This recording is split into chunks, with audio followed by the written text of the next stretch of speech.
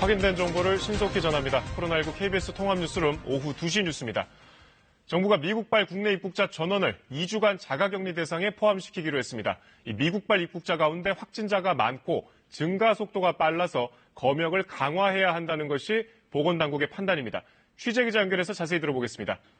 방준원 기자, 강화된 검역 조치는 오는 27일부터죠? 네, 정부는 오는 27일 금요일 0시부터 미국에서 들어오는 입국자에 대한 검역을 강화하겠다고 밝혔습니다.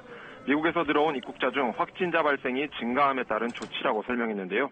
유증상자는 내외국인 관계없이 검역소에서 대기하며 진단검사를 받게 됩니다.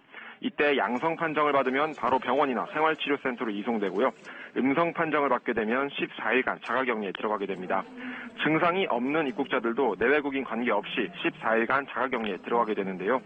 체류기간이 짧아 일정한 거주지가 없는 단기 방문 외국인은 공항에서 진단검사 실시 뒤 음성이 확인돼야 입국이 가능합니다. 정부는 이들에 대해서도 강화된 능동감시를 적용할 방침입니다. 정부는 미국뿐만 아니라 모든 해외 입국자에 대한 자가격리 관리를 강화한다고도 했는데요. 자가격리를 지키지 않으면 1년 이하의 징역 또는 1,000만 원 이하의 벌금에 처해질 수 있다고 강조했습니다.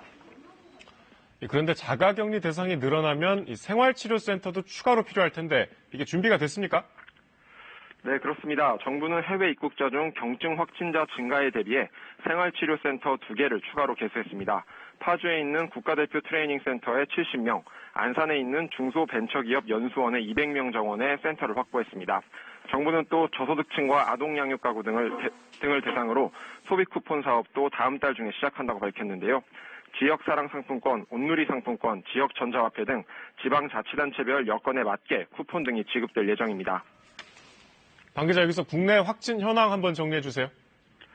네, 중앙방역대책본부는 코로나19 국내 확진자가 어제 하루 100명 늘어 누적 확진자가 총 9,137명으로 집계됐다고 밝혔습니다. 확진자 100명 중 검역 과정에서만 34명의 확진자가 나와 가장 높은 비중을 차지했습니다. 사망자는 어제 하루 6명 늘어 모두 126명으로 집계됐습니다. 완치 판정을 받고 격리 해제된 사람도 223명 늘어 모두 3,730명으로 늘어났습니다.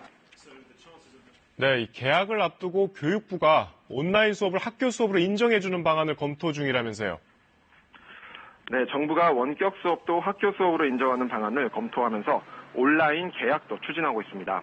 교육부는 개학 연기에 따른 학습 공백을 방지하기 위해 한국교육학술정보원, 한국교육방송공사와 온라인 업무 협약식을 가졌습니다.